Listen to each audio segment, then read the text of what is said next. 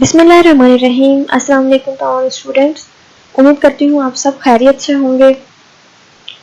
जैसा कि आप जानते हैं कि प्रीवियस लेक्चर में हम लोगों ने ब्लड चैप्टर स्टार्ट किया था। ब्लड का इंट्रोडक्शन हम प्रीवियस लेक्चर में पढ़ चुके हैं। आज हम जो है एरिथ्रोसाइट्स या रेड ब्लड सेल्स के बारे में पढ़ेंगे। रेड ब्लड सेल या खून के सुर्ख खलियात, या फिर हम इनको एरिथ्रोसाइट्स भी कहते हैं। आज के लेक्चर के अंदर क्या क्या चीज़ें इंक्लूड होंगी? Introduction of red blood cell, composition of red blood cell, properties of red blood cells and function of red blood cells।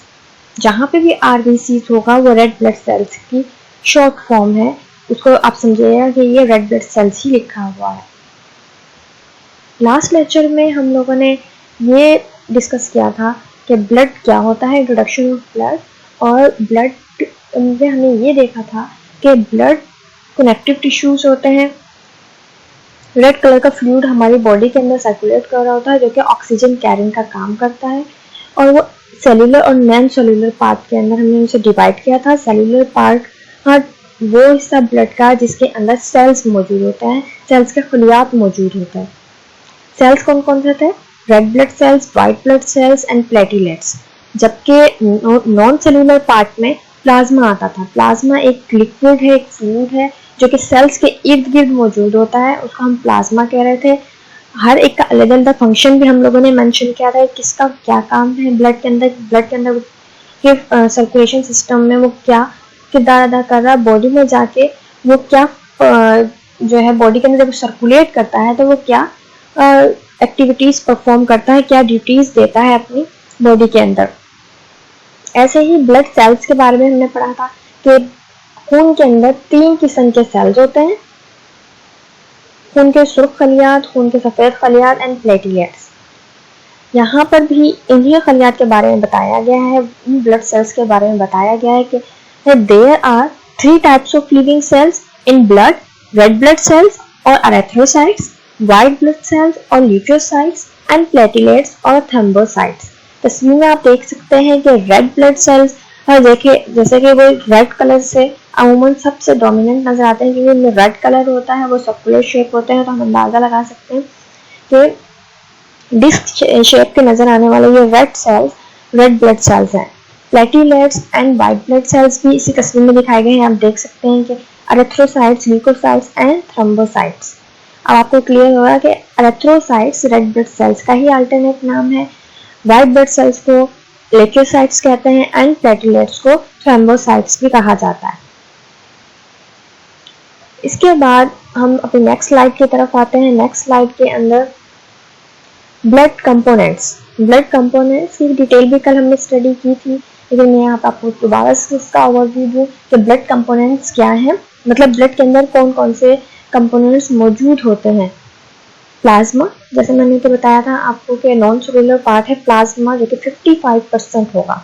55% आपके खून के अंदर प्लाज्मा होगा और 45% ब्लड सेल्स होंगे। जैसे कि कल हमने cellular and non cellular part पढ़ा था। सेलुलर पार्ट के अंदर 45% ब्लड सेल्स थे और नॉन सेलुलर पार्ट में जो प्लाज्मा था वो 55% था। अब प्लाज्मा में क्या चीज़ें हैं? Water, ions, protein, gas, nutrients, gas and hormones.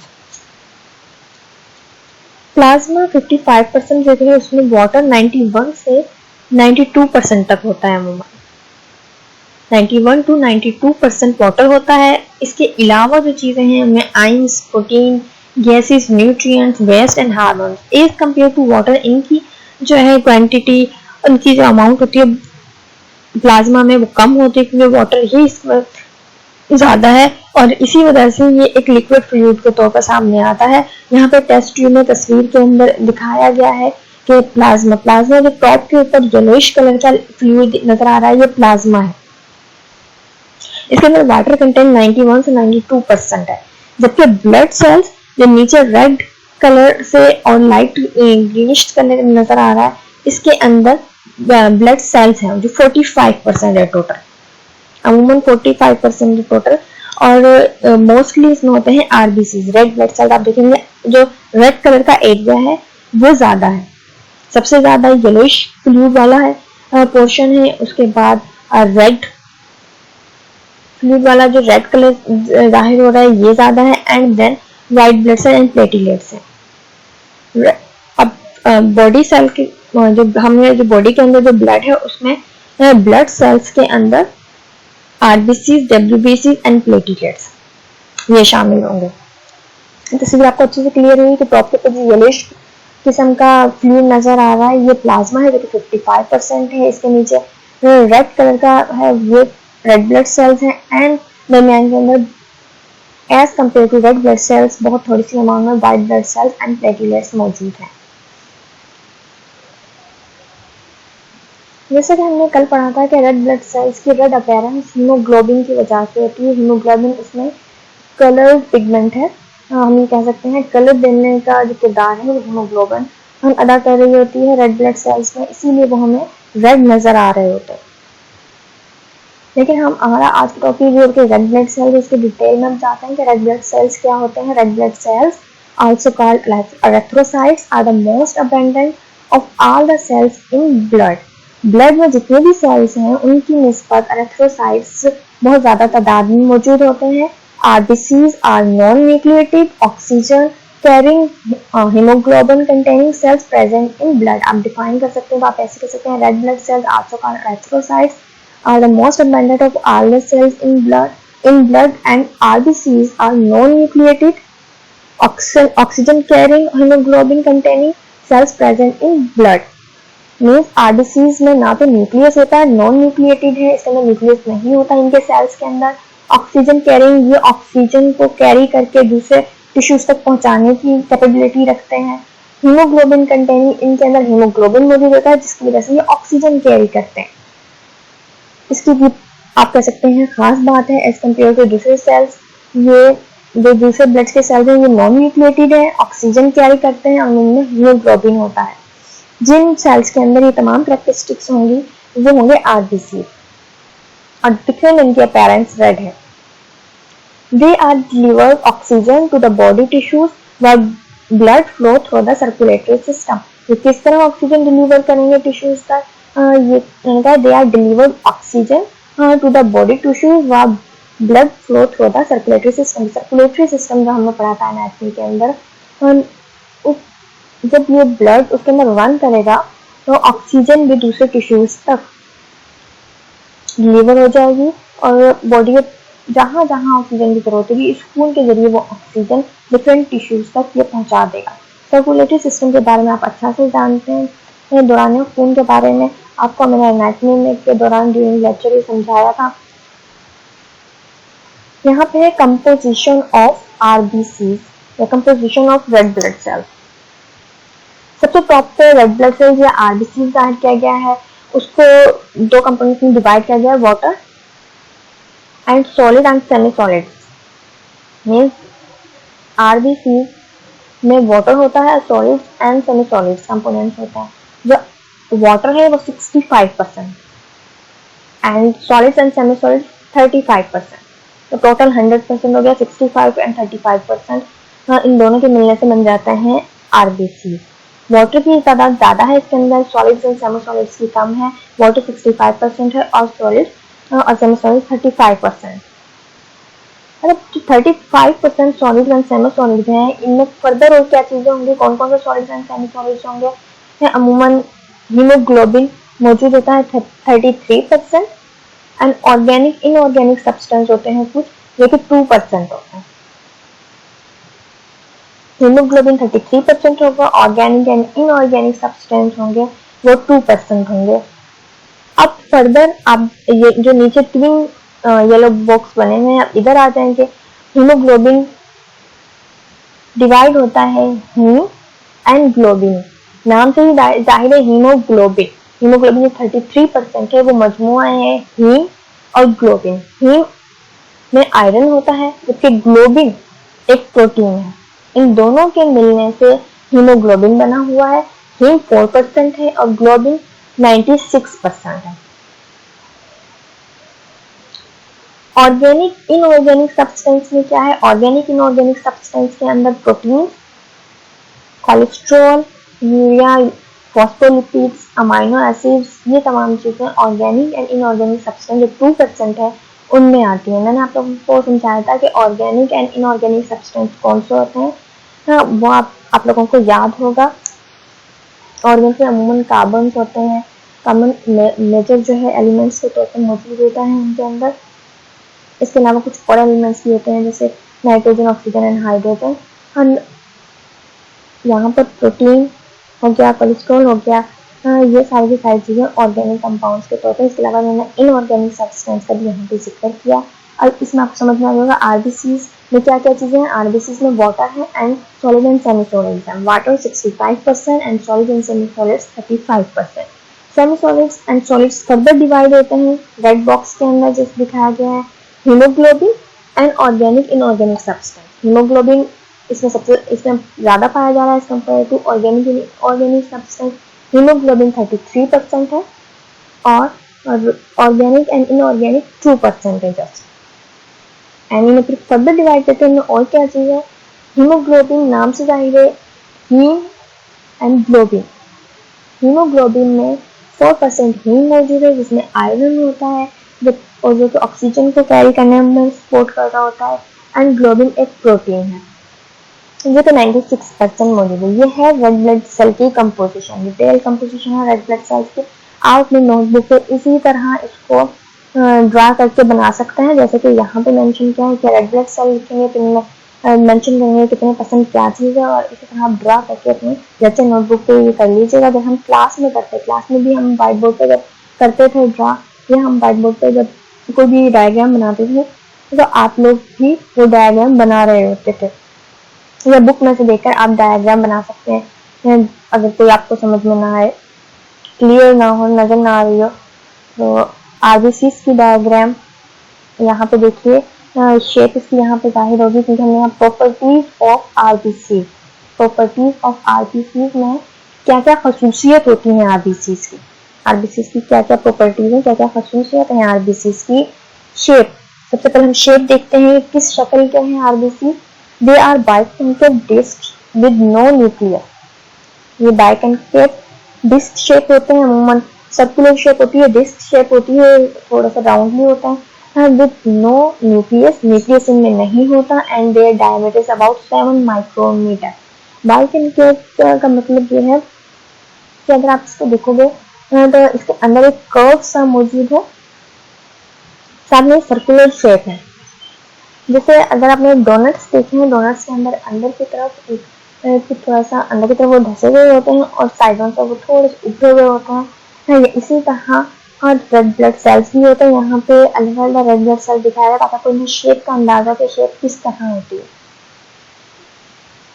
अब इस तरह की शेप क्यों है इसकी, रेड ब्लड सेल की इस तरह की शेप क्यों है एज कम्पेयर टू दूसरे तो सर्कुलर डिस्क शेप नहीं है, बाइकॉन्केव शेप नहीं है, लेकिन कुदरत ने रेड ब्लड सेल्स की ये शेप ऐसी क्यों रखी है? क्योंकि the biconcavity increase the surface area for gas exchange.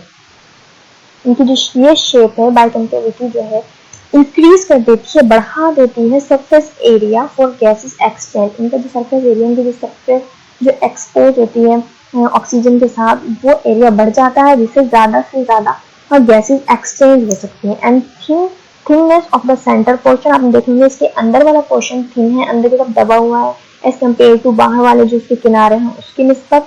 तो हम ये कहेंगे कि thinness of the central portion allows faster entry and exit of the cell.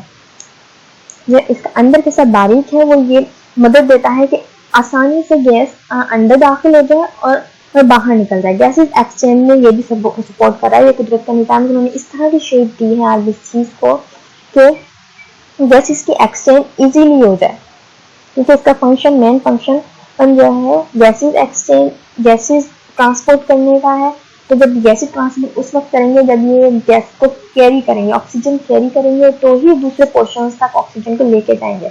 उसके लिए इनकी शेप इस तरह बनाई गई है कि इनके अंदर इजीली गैसेस जो है इनके एग्जिस्ट होती है। तो जहाँ पे ऑक्सीजन लेके जा रहे होते हैं दूसरे टिश्यूज तक, वहां से कार्बन डाइऑक्साइड भी लंग्स तक लेके आते हैं। वो ड्यूरिंग एक्सेल जब हम सांस बाहर निकालते हैं, हम इन्वायरमेंट के अंदर जो है निकाल देते हैं उस गैस को, कार्बन डाइऑक्साइड को एज अ गैस।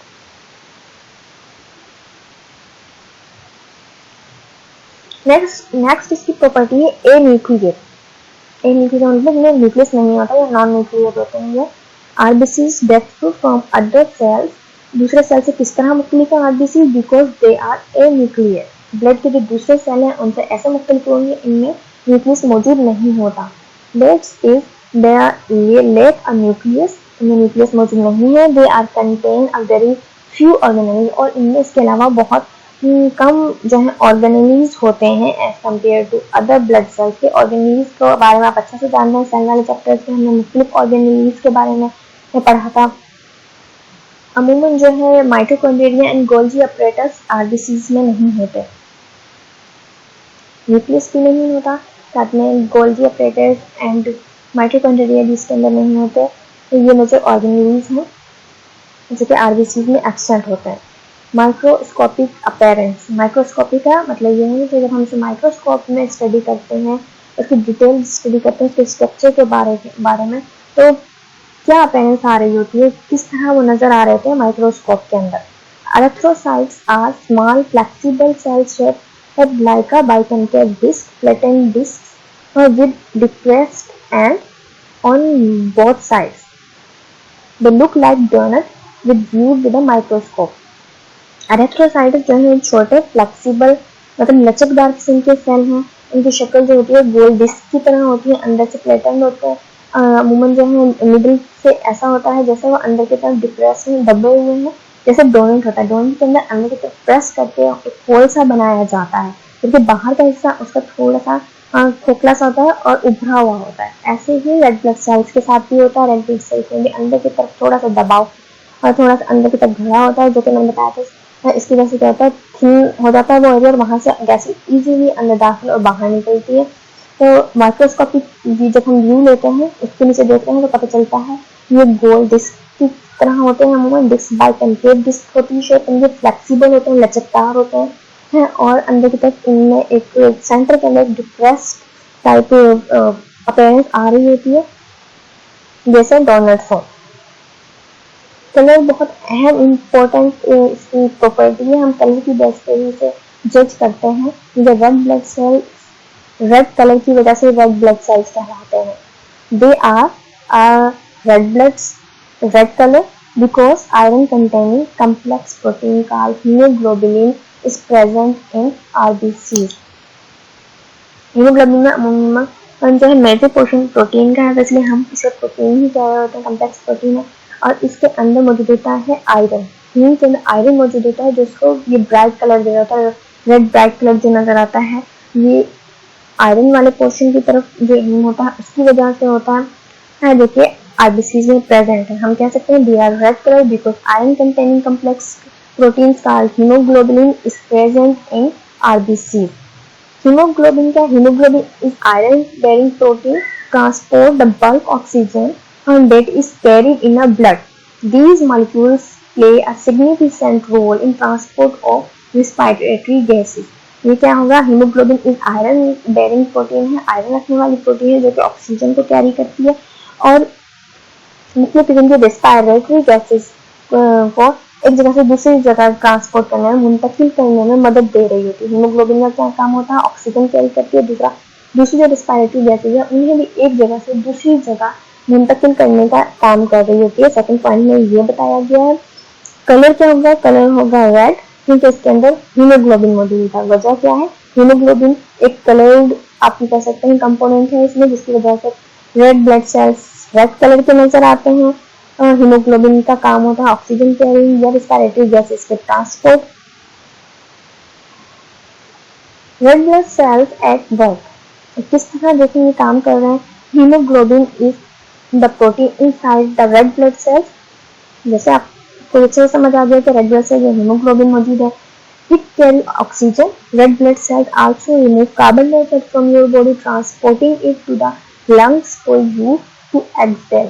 ना सिर्फ ऑक्सीजन कैरी कर रहे हैं बल्कि क्या करते हैं ये red blood sales also remove carbon dioxide from your body, लेकिन ये मदद करते हैं कि आपकी बॉडी से कार्बन डाइऑक्साइड जो कि गैस आपकी बॉडी में मौजूद है उसका कोई वर्क नहीं है तो आपकी बॉडी से एक्सक्रीट आउट हो जाए, रिमूव हो जाए। मगर कैसे, ये दूसरे ऑर्गन्स और टिश्यूज से वो ऑक्सीजन वापस लंग्स में लेके आते हैं और जब आप सांस बाहर निकालते हो तो वो वो एस्पायरेटरी ट्रैक को फॉलो करते हुए बाहर एक्सेल हो जाती है। Red blood cells are made in bone marrow, अमूमन ये बोन मेरो में होते हैं, हड्डी का गुदा होता है उसके अंदर बन रहे होते हैं। दे typically leave for about 120 days, इनकी जो जिंदगी होती है, इनकी जो लाइफ होती है वो 120 डेज 120 दिन तक ये रहते हैं, फिर उसके बाद खुद ब खुद जो है खत्म हो जाते हैं। ये डिवाइड नहीं हो सकते क्योंकि इनमें न्यूक्लियस मौजूद नहीं होता, न्यूक्लियस मौजूद नहीं होता, माइटोकॉन्ड्रिया मौजूद नहीं होता, तो ये अमूमन डिवाइड नहीं होते हैं और 120 डेज के बाद खुद ब खुद खत्म हो जाते हैं। इसलिए कहते हैं red blood cells are made up in bone marrow and they typically live for only 120 days and then they die. 120 दिन के बाद यानी कि 120 डेज के बाद ये खुद ब खुद खत्म हो जाएंगे और न्यू रेड ब्लड सेल्स इनकी जगह ले लेंगे।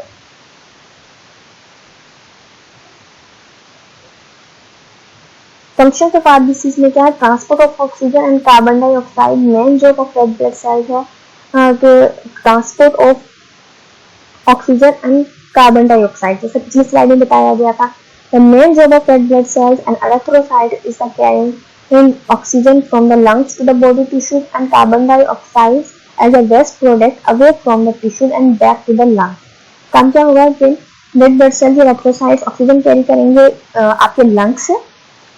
जब रेस्पिरेटरी ट्रैक, एनाटॉमी में रेस्पिरेटरी ट्रैक के बारे में डिस्कस कर रहे थे तो मैंने आपको बताया था कि किस तरह आपके लंग्स के तक ऑक्सीजन पहुंचती है। वहां पे एल्वेओलाई मौजूद होती है, उनके इर्द गिर्द बारीक कैपिलरीज होती हैं, उन कैपिलरीज में ऑक्सीजन एब्जॉर्ब होती है, वहां से उन कैपिलरीज में जो खून होगा और उसमें जो रेड ब्लड सेल्स होंगे वो वहां से ऑक्सीजन कैरी करेंगे और बॉडी के डिफरेंट हिस्सों तक, टिश्यूज तक, ऑर्गन्स तक ले जाएंगे। जबकि वापसी पे क्या, जब खून दोबारा से सर्कुलेट होगा तो वो कार्बन डाइऑक्साइड साथ में लेके आएंगे एज अ वेस्ट प्रोडक्ट और वो लंग्स तक उसको जब लेके आएंगे तो लंग्स से जब आप एक्सहेल करोगे, सांस बाहर निकालोगे तो वो एनवायरनमेंट में जो है एक्सहेल हो जाएगी कार्बन डाइऑक्साइड।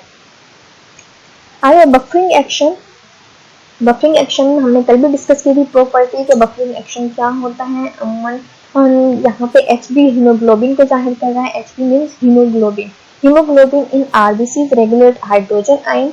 हम किस तरह बफरिंग एक्शन ये कर रहा होता है, पीएच को कैसे कंट्रोल कर रहा होता है, हाइड्रोजन आयन को रेगुलेट करके, हाइड्रोजन आयन की जो कंसंट्रेशन है ब्लड के अंदर उसको रेगुलेट कर लेता है and play a role in maintenance of acid base balance, जिसकी वजह से एसिड बेस बैलेंस मेंटेन रहता है और ये एज अ बफरिंग एजेंट के तौर पर काम करता है। हीमोग्लोबिन एक बफरिंग एजेंट के तौर पर यहाँ काम कर रहा है ब्लड में, जो कि ब्लड की पीएच को मेंटेन रखे हुए है। और मेंटेन कैसे रखे हुए है, क्योंकि ये हाइड्रोजन आयन की कंसंट्रेशन को कंट्रोल करता है। हमने कल की प्रॉपर्टीज ऑफ ब्लड के अंदर भी इस बात को डिस्कस किया था, बफरिंग वाले एक्शन को। अमूमन आपको याद होगा कि क्या होती है, पीएच नॉर्मल कंडीशन में 7.5 ब्लड की नॉर्मल कंडीशन में पीएच होती है, याद रखिएगा उसके एमसीक्यूज के पॉइंट ऑफ व्यू से। और हीमोग्लोबिन इसको रेगुलेट करने में एक अहम किरदार अदा कर रहा होता है।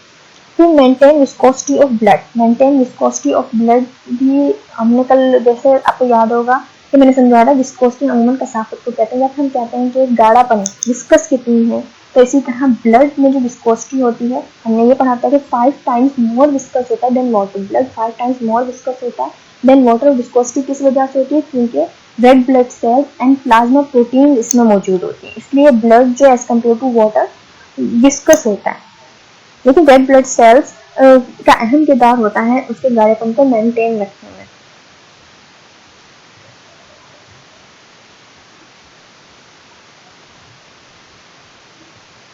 विस्कोसिटी में अब देखेंगे कि वाटर से ज़्यादा गाढ़े होने की वजह इसमें डिफरेंट सेल्स और प्लाज्मा में मौजूद प्रोटीन की मौजूदगी होती है। हम ये जो है फंक्शन हमने स्टडी करी है। इसके अलावा आपको मैं बताती चलूँ कि अमूमन जो रेड ब्लड सेल्स हैं वो आपके खून के अंदर सस्पेंडेड होते हैं, जिसको सस्पेंशन स्टेबिलिटी ये भी कहा जाता है। इसके हमने फंक्शन हमने पढ़ लिए हैं, transport of gases, buffering action, maintain of viscosity. इसके अलावा हम ये कह सकते हैं ट्रांसपोर्ट करता है different nutrients from digestive system and hormones from endocrine glands and all the tissues. Life time इसकी कितनी होती है, 120 डेज। हमने लास्ट स्लाइड में बताया है 120 डेज इसकी लाइफ होती है। अमूमन ये नॉन न्यूक्लिएटेड होते हैं, न्यूक्लियस मौजूद नहीं होता। और इसकी स्पेशलिटी ये है कि ये रेड कलर की अपीयरेंस रखते हैं। और साथ के साथ हम लोगों ने ये देखा कि इसके अंदर इसकी कंपोजिशन में क्या क्या चीज़ें मौजूद हैं। रेड ब्लड सेल्स में वाटर होता है 65%, सॉलिड एंड सेमी सॉलिड होता है 35%। जो 35% सॉलिड एंड सेमी सॉलिड है वो फर्दर डिवाइड होता है हीमोग्लोबिन में एंड ऑर्गेनिक एंड इनऑर्गेनिक में। ऑर्गेनिक और इनऑर्गेनिक जस्ट 2% मौजूद होगा और हीमोग्लोबिन 33% मौजूद होगा। उस जो 33% हीमोग्लोबिन है उसमें अमूमन 4% हीम है और ग्लोबिन वेट प्रोटीन वो 96%। ये सारी चीज़ें हमने अभी डिस्कस की हैं। आपको अच्छे से समझ में आया कैसे हीमोग्लोबिन की वजह से ऑक्सीजन कैरी करता है आरबीसी और दूसरे टिश्यूज तक लेके जाता है। वहां से कार्बन डाइऑक्साइड जो वापस लंग्स में लेके जाता है, जो ड्यूरिंग एक्सेल करने के दौरान बॉडी से एज अ वेस्ट आपकी एक्सेलरेशन के दौरान बाहर खारिज हो जाती है।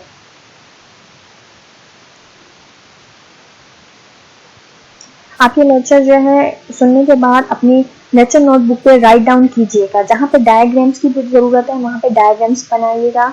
जहाँ पे कोई फ्लो चार्ट बना हुआ है इस तरह आरबीसीसी कंपोजिशन वाला, उसको आप इसी तरह बनाएंगे। ठीक है, जरूरी नहीं आप बॉक्सेस बनाएं, आप एरोज लगा के भी बना सकते हैं। आपकी नोटबुक में भी बना हुआ है, आप चाहें अगर यहाँ से आपको क्लियर नहीं हो रहा है तो आप अपनी नोटबुक से भी वो फ्लो चार्ट बना सकते हैं composition of red blood sales का। लेकिन आपने वो बनाना जरूर है ताकि आपको याद रहे कि रेड ब्लड सेल्स में कौन कौन सी चीज़ें मौजूद होती हैं।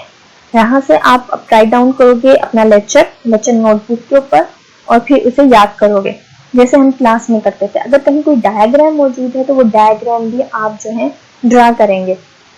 आपकी बुक में भी डायग्राम है, यहाँ पे भी मैंने डायग्राम्स डाली हैं। आपको जहाँ से बेहतर समझ में आए वहाँ से वो डायग्राम ड्रा करेंगे, लेकिन लाजमी ड्रा करेंगे इसमें डायग्राम, और फ्लो चार्ट्स भी लाजमी बनाएंगे। लेक्चर्स भी ज़रूर नोट डाउन करेंगे ताकि आप इजीली उसे याद कर सकें।